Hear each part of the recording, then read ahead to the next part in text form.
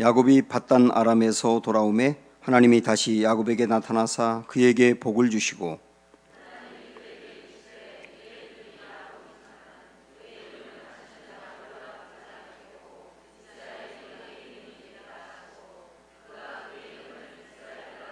하나님이 그에게 이르시되 나는 전능한 하나님이라 생육하며 번성하라. 한 백성과 백성들의 총회가 내게서 나오고 왕들이 내 허리에서 나오리라.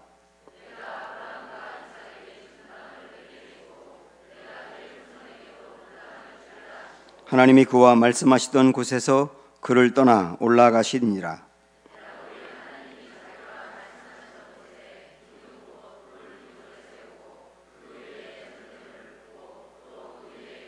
같이 읽습니다. 하나님이 자기와 말씀하시던 곳의 이름을 베델이라 불렀더라. 아멘. 존 스토트라고 하는 분이 쓰신 제자도라고 하는 책이 있는데 거기 보면 성숙에 대해서 이렇게 이야기를 합니다. 성도는 5가지 부분의 성숙이 이루어져야 된다. 균형 잡혀야 된다고 하면서요. 신체적인 성숙은 건강하게 잘 발달된 신체를 갖고 있어야 된다. 그랬고 지적인 성숙은 훈련된 지성과 일관성 있는 세계관이 필요하다. 지성도 훈련된 지성이 필요하다. 이게 의미가 있죠. 도덕적인 성숙은 선악을 분별하고 의롭게 행하는 삶을 가져야 한다. 이런 말이 있고요. 그 다음에 정서적인 성숙이 있는데 인간관계가 잘 되고 내면 세계가 건강한 거다. 이건 마지막에 영적 성숙인데 그리스도와 친밀한 교제를 이루는 거다. 이 5가지 성숙을 말하면서 이 5가지 성숙은 점점 서서히 성장해 간다고 이야기를 하고요. 5가지가 균형 잡혀야 된다. 그런 얘기를 했는데 성도라고 해서 하나님과의 관계가 친밀한 영적 성숙만이 아니고 다른 부분에까지도 성숙이 되어야 된다. 그걸 강조하고 있어요. 지금 우리가 이 야곱에 대해서 변화라고 하는 관점으로 보고 있는데 야곱이 그 신앙만이 아니고 인생 전체의 많은 부분들이 변화되어 가는 것을 보고 있습니다. 신체적인 건 잘 모르겠어요. 언급이 안 돼 있으니까. 그러나 그가 지적인 면에서도 그가 가지고 있는 세계관 자체가 문제가 있거든요. 성공에 대한 집착, 어떻게 해서든지 수단과 방법을 가리지 않고 성공만 하면 된다고 하는 그 부분에 대해서 하나님이 깨시는 거예요. 그리고 도덕적인 면에서 자기의 유익을 위해서라고 하면 다른 사람을 이용하고 끌어내리고 자기가 올라갈 수 있다. 이렇게 생각하고 있는 이 부분에 대해서도 하나님이 끊임없이 다듬고 있습니다. 그리고 정서적인 면에서 지난주에 우리가 봤습니다마는 형과의 관계가 심각할 정도로 이제 문제가 있었는데 자기가 약해지면서 하나님이 그를 오히려 약하게 만들면서 약해지니까 자기를 미워했던 형의 마음이 열려서 관계가 회복되는 그런 걸 통하여 배우는 거예요. 내가 너무 강하면 안 된다. 내가 약해져야 오히려 사람을 얻을 수 있구나. 이런 것도 성숙해가는 과정인 거예요. 그리고 이제 오늘 우리가 보려고 하는 말씀은 영적인 부분에서 성숙이 지금 이 야곱에게 어떻게 이루어지고 있는지 창세기 35장의 말씀을 가지고 나누려고 합니다. 앞에서부터 우리가 좀 지났던 부분이 있기 때문에 말씀을 드리면 이제 형과 관계가 회복이 되고 난 다음에 야곱이 숫곳이라고 하는 곳으로 갑니다. 형은 자기와 함께 가자, 함께 아버지 어머니 계신 쪽으로 가서 살자 그랬는데 야곱은 가축을 많이 가지고 있었기 때문에 형 먼저 가면 이 가축 데리고 천천히 갈게요 그러면서 안 가고 거짓말하고 다른 데로 샌 거예요. 그렇다고 베델로 갔느냐? 베델로 갔어야 되거든요. 그가 20년 전에 사실은 하나님과 약속을 하면서 하나님이 이 땅으로 돌아오게 하시면 제가 여기서 제사를 드리겠습니다. 그렇게 약속을 했거든요. 제사를 드리겠다는 것은 우리같이 한번 예배를 드리겠다는 개념이 아니고 하나님의 집에서 살겠다예요. 그게 베델이잖아요. 베델이 하나님의 집이라는 뜻이잖아요. 하나님이 계시고 하나님이 역사하는 그곳에서 살겠습니다. 다시 말하면 예배를 드리겠다는 개념은 베델에 살겠다는 약속이었어요. 그런데 베델에 살지도 않고 숫곳이라는 곳으로 갔다고요. 왜 갔느냐면 야곱은 가축들이 많이 있었기 때문에 그 가축들을 키우는데 숫곳이라는 곳이 용이하거든요. 베델보다는 훨씬 목초지기 때문에 양들이나 염소를 잘 키울 수 있어서 숫곳으로 간 것입니다. 가서 잠깐 들렸다 온 것이 아니고 그곳에서 아예 가서 집을 짓고 우리간도 짓고 밭도 사면서 아예 눌러버린 거예요. 이게 사실 우리 성도들의 고민이거든요. 뭔가를 선택을 할 때 이게 내 신앙적으로 유익이 되느냐, 내 삶에 윤택하면 될 수 있을지 모르지만 신앙적으로는 문제가 될 수 있을 것 같다, 그런 고민이 있지 않습니까? 그래서 성도가 뭔가를 결정할 때는 문화적인 환경만 보고 결정하면 안 되고 종교적인 환경도 같이 봐야 됩니다. 이 두 가지가 아주 잘 고려가 돼야 되거든요.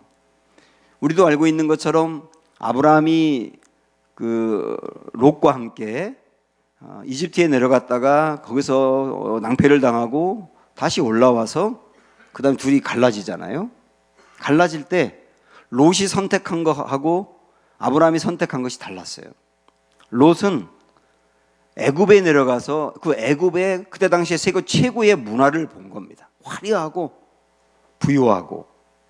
그래서 그 문화를 보고 나서 화려함에 도취되어서 자기가 지금 있는 땅에서 가까운 데가 소돔이었는데 소돔이 화려했거든요. 그러니까 애굽에서 그 화려함을 보고 소돔을 선택한 거예요. 그리고 거기가 훨씬 더 살기에 안정적이니까, 이제 아주 좋으니까, 화려하니까. 그래서 롯은 문화적인 환경만 보고 선택을 했지 종교적인 환경을 고려를 안 한 거예요. 왜냐하면 소돔은 신앙생활하기 정말 어려운 곳인데 그걸 고려를 안 했다고요. 그러나 아브라함은 이집트에 갔다 와서 화려함도 보았지만은 화려함 이면에 있는 죄악을 본 거예요. 야, 이 화려하게 살지만 그 사람들이 얼마나 타락을 했는지. 그래서 이 화려함이라고 하는 것, 그것만 보고 결정하면 안 되는 거구나 하는 걸 알았던 거죠. 아브라함은 문화적인 환경만이 아니고 종교적인 환경을 고려했다는 거예요. 야곱은 문화적인 환경만 고려하고 종교적인 환경은 전혀 간과했습니다. 왜냐하면 숫곳이라고 하는 사람들이 조금 이따 우리가 보겠지만 신앙생활 하기 정말 어려운 곳이거든요. 그래서 우리들도 집을 이사를 한다든지 직장을 옮긴다든지 뭔가 중요한 결정하고 선택할 때 항상 이 두 가지를 고려하세요. 문화적인 환경 그리고 종교적인 환경. 야곱이 숫곳으로 내려갔는데 거기서 무슨 일이 생깁니까? 딸 디나가 강간을 당하는 거예요. 그리고 그 일이 있고 난 다음에 이 디나의 친오빠 둘, 시므온과 레위가 그 딸을 욕보인 사람들을 죽이잖아요. 하나를 죽인 게 아니에요. 여러 명을 죽였어요. 살인사건이 벌어졌다. 그러니까 여러분이 야곱이라고 생각을 해보세요. 딸은 강간을 당해, 아들들은 사람을 죽여. 이게 보통 일이냐고요. 저는 야곱의 가정에 이런 어려움 당한 걸 보면서 하나님이 베델로 가지 아니하고 숫곳으로 갔기 때문에 벌을 내렸다, 그렇게 해석하는 건 아니에요. 그거는 그렇게 해석하는 건 아니에요. 그러나 여기서 우리가 알 것은 뭐냐면 숫곳이라는 곳이 그런 곳이라는 거예요. 숫곳. 숫곳이라고 하는 것이 사람을 죽이고 사람이 죽고 죽이고 그 다음에 여자를 강간을 하고 이렇게 엄청난 일을 저지를 수 있는 곳이었다는 거예요. 거기가. 그걸 고려를 안 한 거죠. 그런 어려움을 야곱이 이제 겪게 되면서 더 이상 거기는 살 수 없는 상황이 된 거예요. 그때 하나님이 이제 15장으로 와서 1절에 보면 말씀하십니다. 베델로 올라가라. 베델로 올라가라. 하나님은 베델로 올라가라라고 하는 말은 하나님 품 안에 거하라. 하나님 품 안에 거하라. 그러니까 하나님은 숫곳에서 그 고난을 당하고 어려움을 당한 야곱에게 스스로 깨달았을 거 아닙니까, 자기가. 숫곳에 온 그 문화적인 환경만 보고 온 결과가 무엇인지 뼈저리게 경험했을 거 아닙니까? 그 뼈저리게 경험하고 깨달은 사람에게 혼낼 필요가 없거든요. 이미 깨달았는데. 그러면서 오히려 올라가라. 그러면서 고난을 선용해서 믿음을 회복시킬 수 있는 기회로 삼는 거예요. 그래서 베델로 올라가라. 그렇게 말씀하셨어요. 그런데 분명히 하나님은 이 야곱에게 베델로 올라가라 이렇게 말씀하셨는데, 그것만 말씀하셨는데, 제가 오늘 말씀 이렇게 읽다가 묵상하다가 제 마음에 확 다가오는 게 뭐냐면, 한번 보세요. 35장 1절에서 베델로 올라가라 하나님이 그랬지 않습니까? 그런데 2절을 보면 자, 읽어보세요. 시작. 야곱이 이에 자기 집안 사람과 자기와 함께한 모든 자에게 이르되 너희 중에 있는 이방 신상들을 버리고 자신을 정결하게 하고 너희들의 의복을 바꾸어 입으라 하고 이야기를 합니다. 세 가지. 이방 신상을 버려라, 정결하게 하라, 의복을 바꾸어 입어라. 이렇게 하라고 하나님이 말씀하지 않았어요. 그런데 하나님은 베델로 올라가라만 말씀했는데, 베델로 올라가라는 얘기를 듣고서 야곱은 그 베델로 올라가라는 말에다가 이 세 가지를 하라고 결정한 거예요. 이게 무슨 의미냐? 일단은 이방 신상을 버리라라고 하는 것은 우상을 버리라는 것인데, 야곱은 이렇게 아마도 이렇게 조그맣게 이렇게 수호신 같이 가지고 다니는 무슨 우상 같은 게 있었던 것 같아요. 드라빔이라는 것도 갖고 있었고, 신상들을 버리라라고 한 걸 보면 그 집안에 여러 신상들이 있었던 것으로 보입니다. 그거를 우리 버리자 하고 결단합니다. 하나님이 그렇게 하라고 한 게 아니거든요. 하나님은 베델로 올라가라고 했는데, 베델로 올라가라는 말을 들으면서 야곱은 스스로 우상을 버려야 되겠다 하고 결정했단 말입니다. 왜 그러냐면, 하나님이 베델로 올라가자라고 말씀한 것은 내 품에 거하라, 이제는 내 품에 거하라라고 할 때, 내 품에 거하라는 말을 들으면서 야곱의 마음에 퍼뜩 생각난 게 우상이 생각난 거예요. 그 말은 뭐냐면, 평소에 야곱은 이거 버려야 되는데, 이거 이방 신상들을 버리고 하나님만 의지해야 되는데 하는 생각을 늘 했던 거예요. 버리진 못했어도 했던 걸 늘 의식하고 있던 거기 때문에 베델로 올라가라는 말을 들을 때 이방 신상 버려야 되겠다 하고 결정했던 겁니다. 제가 드린 말씀 이해가 되세요? 예? 그 말씀 하나님이 한 건 아닌데도 늘 그 마음에 의식했다는 뜻이에요. 마치 이 말씀의 생각이 나는데, 모세가 미디안 광야에서 하나님을 만나서 애굽으로 가서 내 백성 건져내라 라고 하는 말씀을 듣고 거기에 이제 가족들을 데리고 출발하지 않습니까? 그런데 분명히 애굽으로 그 하나님의 명령을 수행하기 위해서 출발해 떠났는데, 성경에 보면 뭐라고 말씀이 나오느냐면, 하나님 여호와의 사자가 모세를 죽이려 했다 이렇게 나와요. 이상하지 않습니까? 모세는 순종하며 그 일을 이루려고 순종하며 떠났는데 하나님이 모세를 죽이려 했다. 너무 이상하잖아요. 근데 그거보다 더 이상한 건 뭐냐면, 하나님이 모세를 죽이려고 하니까 부인인 십보라가 얼른 아이의 할례를 행했다 이렇게 나와요. 그러니까 아이의 할례를 행하니까 하나님이 모세를 죽이지 않고 가게 하거든요. 이상하지 않습니까? 이 말씀이. 그러니까 이게 무슨 얘기냐면, 하나님은 모세를 애굽으로 보내면서 중요한 임무를 맡겼지만 그가 해결하지 않은 것들을 덮고 가지 않으시는 거예요. 그래서 모세를 죽이려고 했는데, 하나님이 직접적으로 모세에게 네가 이것 때문에 죽이려고 하는 거야 말씀하지 않았거든요. 그런데도 십보라는 안 거예요. 그게 뭔지를. 할례를 안 한 걸 한 거예요. 아이 할례를 행하지 않은 걸. 그래서 하나님 말씀하지 않았는데도 할례를 행했단 말입니다. 그건 뭐냐면, 모세나 십보라의 그 마음에 항상 할례를 해야 되는데 안 하면서 할례를 해야 된다는 계속 어떤 부담감들이 그에게 있었다는 뜻이거든요. 그러니까 하나님이 죽이려 할 때 대번 그게 생각나서 할례를 행한 거죠. 오늘 이 야곱도 똑같아요. 하나님이 베델로 올라가 그랬는데 야곱은 우상을 버리자 이렇게 결정을 한 겁니다. 늘 그게 마음에 걸렸다는 거. 그래야 되는 걸 알기 때문에 걸렸다는 거. 그런데 못하고 있었다는 거. 우리는 이 말씀을 보면서 우리도 하나님의 말씀을 들으면 설교를 듣거나 무슨 영적인 대화를 나누게 되면 자꾸 그게 생각나는 게 있단 말이에요. 아, 그거 내려놓아야 되는데 라든지 그거 해야 되는데, 그거 순종하지 않아서 해야 되는데, 어떤 계속 무슨 말씀만 들어도 생각나고 큐티만 해도 생각나고, 어떤 때는 그냥 갑자기 생각나고 늘 마음에 해야 되는데 이런 게 있단 말입니다. 그게 오늘 본문 말씀에서는 우상을 버려라 해요.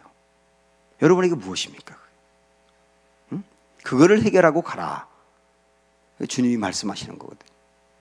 그래서 그는 그걸 해결하고, 그리고 나서 그 다음에 정결해진 모습을 회복하고, 그리고 의복을 바꿔 입었다 그랬습니다. 의복을 바꿔 입었다는 말은 이때 당시에 이 지역에서 의복을 바꿔 입는 것은 예배하러 나아갈 때 바꿔 입었던 행위예요. 예배하러 나아갈 때. 그래서 지금 야곱은 하나님이 베델로 올라가자라고 말씀할 때, 그곳으로 올라가라라고 말씀할 때, 이 야곱의 마음속에는 어떻게 이해를 했냐면, 이제 하나님께 예배하기 위해서 가자, 이렇게 이해를 한 겁니다. 그래서 의복을 바꿔 입은 거예요.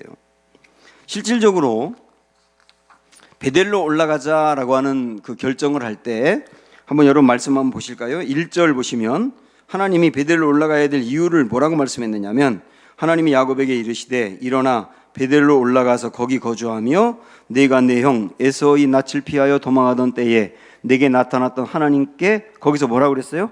제단을 쌓아라 그러잖아요. 제단을 쌓아라. 제단을 쌓기 위해서 올라가라는 뜻이에요. 3절 보시면 우리가 일어나 베델로 올라가자, 이번에 야곱이 그러지 않습니까? 그러면서 내 환난 날에 내게 응답하시며 내가 가는 길에서 나와 함께 하신 하나님께 내가 거기서 어떻게 한다고요? 제단을 쌓으려 하노라. 베델로 올라가는 이유가 뭐라고 말하는 겁니까? 제단을 쌓기 위해서. 그리고 뒤로 가서 7절 보시면 그가 거기서 제단을 쌓고 올라갔습니다. 이제 그곳을 엘베델이라 불렀으니, 이렇게 쭉 나옵니다. 역시 여기서 제단을 쌓았다. 그러니까 베델로 올라가야 될 궁극적인 이유를 제단을 쌓는 것으로 보았다는 거예요. 이 부분에서 말이죠, 아주 중요한 부분을 우리가 생각을 해야 되는데, 여러분이 야곱 이야기를 계속 보아서 아시겠지만 야곱에게 있어서 하나님과의 만남, 중요한 만남들이 몇 번 있었어요. 그런데 특별히 28장의 만남과 32장의 만남이 있었습니다. 28장은 베델에서 돌베개를 베고 있다가 사다리가 내려와서 하나님 만나고 그래서 주님과 대화하는 그 장면이거든요. 찾지 마세요. 틀림없이 있으니까. 그 장면인데, 그 장면은 하나님과의 야곱의 만남인데, 그때 야곱과 하나님과의 만남은 어떤 차원이냐면, 야곱이 안고 있는 심각한 문제가 있어요. 집에서 도망 나왔고 앞으로 어디서 어떻게 살아야 될지 막막한 자기 인생의 문제가 있다고요. 자기 인생의 문제를 해결해 달라는 차원에서 하나님을 진지하게 만난 거예요. 그 다음에 32장 야복 강가에서 하나님과 씨름하고 만났던 이야기 아시죠? 그때도 마찬가지로 그가 하나님을 진지하게 만났지만은 그때도 역시 형 에서가 자기를 죽이려고 하니까 그 두려움이 있고 형 에서의 마음이 열려야 되고 회복이 되어야 되니까 그 중요한 자기 인생의 문제를 해결해 달라는 차원에서의 만남이었어요. 그런데 이번에 베델로 올라가자 하고 베델로 올라가면서 주님을 다시 만나는 또 다른 만남이 있는데, 이 만남은 뭐냐면 문제 해결의 차원의 만남이 아니고 정말 하나님께 제단을 쌓기 위한 만남이었다고요. 지금 야곱은 그 자녀들이 강간을 당하고 사람을 죽이고, 그래서 사람들이 자기를 쫓아와서 죽일지도 모르는 굉장히 급박하고 어려운 상황입니다. 그래서 만약에 28장이나 32장 같이 그런 맥락이었다고 한다면 지금 급박한 위기를 해결해 달라는 차원으로 하나님께 매달리고 기도하고 그러는 만남이었을 텐데, 이번엔 그게 아니라고요. 자기 인생에 심각한 문제가 있지만 그것을 뛰어넘어서 야곱은 진짜 제대로 하나님 자체와 만나는 걸 추구한다고. 지금 문제 해결 때문에 하나님께 진지하게 나아가고 자기 현재의 문제를 해결하기 위한 차원으로 하나님께 매달리는 걸 뛰어넘어서 문제가 있지만 내 인생에 진짜 중요한 건 하나님 자체를 만나는 거야.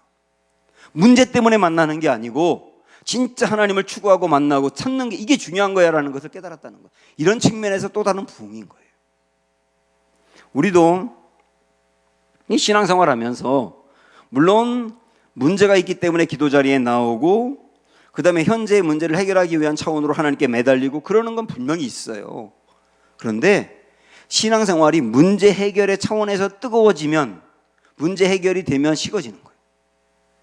그리고 문제라고 하는 것은 평생 있는 거기 때문에 늘 그런 신앙이 반복적으로 되면요, 교회를 30년 40년 다녀도 크게 성장이 안 되는 거예요. 정말로 뛰어넘어야 될 것은 뭐냐면 문제 해결 때문에 기도하는 것도 아니고, 어떤 복 받기 위해서 기도하는 것도 아니고, 하나님 자체와 깊이 교제하고 만나기 위한 차원으로 주님을 찾는 것. 이게 베들로 올라가자예요. 베들로 올라가자. 우리에게 이런 성장이 있기를 축복합니다. 이런 차원에서 영적 성숙이 이루어지고 있다, 그 뜻이에요. 그래서 저는 이 말씀을 이렇게 묵상을 하면서, 여기까지 오기까지, 그러니까 어떤 문제 때문에 하나님을 찾는 게 아니라 하나님 자체를 추구하면서 주님과 교제하기 위해서 주님을 찾는 이 단계가 되기까지 30년 걸렸구나 하는 걸 알게 됐어요. 30년 걸렸구나. 그러니까 이 야곱의 신앙이 30년 만에 여기에 가게 된 거예요. 그러니까 이 신앙까지 가는 게 정말 쉽지 않다는 걸 얘기하는데, 그러나 여기까지 가도록 주님은 변화되기를 원하신다. 그런 변화가 일어나고 났더니 그 다음에 9절부터 쭉 나오는 말씀을 보면 하나님께서 여러 가지 복을 야곱에게 이제 약속을 하십니다. 이걸 달라고 한 게 아닌데 하나님이 먼저 말씀을 하시는 거거든요. 11절 먼저 내려가서 보시면 하나님이 그에게 이르시되 나는 전능한 하나님이라 생육하고 번성하라. 한 백성과 백성들의 총회가 내게서 나오고 왕들이 내 허리에서 나오리라. 뭘 말씀하시는 겁니까? 너를 통하여 민족을 세우리라. 구체적으로는 야곱의 12아들이 나중에 12지파가 되어서 이스라엘의 기초가 되는 그런 일들로 이 말씀이 성취가 되었거든요. 민족을 세우리라. 그리고 그 다음 12절 보시면 내가 아브라함과 이삭에게 준 땅을 내게 주고 내가 내 후손에게도 그 땅을 주리라 하시고, 뭘 준다는 거예요? 땅을 준다는 거예요. 민족과 땅, 아브라함에게 약속했던 민족과 땅을 야곱에게도 똑같이 약속하시면서 하나님이 주시겠다 말씀하시고, 그리고 10절로 위에 올라가서 읽어보십시오. 한번 10절 시작. 하나님이 그에게 이르시되 내 이름이 야곱이지만은 내 이름을 다시는 야곱이라 부르지 않겠고 이스라엘이 내 이름이 되리라 하시고, 그가 그의 이름을 이스라엘이라 부르시고, 하나님이 이름을 바꿔주시는 거예요. 이제 이스라엘이다. 그런데 사실은 이 이름을 먼저 하나님이 야곱이라고 하지 않고 이스라엘이라고 한다고 먼저 바꿔주셨어요. 어디서 바꿨죠? 야복강가에서. 야복강가에서 하나님과 씨름했을 때 너 이제 이스라엘이야 하고 이름을 바꿨어요.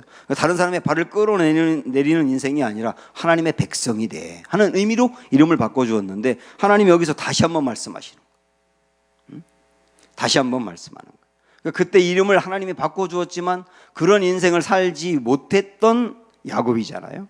그에게 다시 넌 이제 이스라엘로 살아야 돼 라고 말씀하시는 거고, 이 이후의 말씀을 보면 여러분께서도 이제 창세기 이후의 말씀을 읽어보면 하나님이 야곱을 부를 때, 그리고 성경에 야곱에 대해서 소개할 때 야곱이 이렇게 이야기하기도 하지만 이스라엘이 이렇게 하는 데도 되게 많아요. 근데 이전에는 32장에서 내 이름을 이스라엘로 바꿀게 해놓고 하나님이 이스라엘이 이렇게 부른 적이 한 번도 없어요. 이름을 바꿔준다고 했지만, 그러나 35장 이후로 넘어가면 야곱을 이스라엘로 부르는 적이 되게 많다고요. 그러니까 그의 인생이 진짜 하나님의 백성으로 변화되어 간다는 뜻이에요. 변화되어 어떤 걸 계기로 인해서 베델로 올라가는 걸 계기를 통해서. 그래서 우리도 하나님께 구하되 정말 중요한 구할 것은 하나님 자체를 구하라. 하나님과의 친밀함을 구하라. 그때 하나님께서 이스라엘로 이름을 바꿔준 것처럼 우리의 인생이 진짜 하나님의 백성이 된 것을 보신다는 거예요. 우리에게 이런 변화 있기를 축복합니다. 여호와께 돌아가자, 이 찬양 부르겠습니다.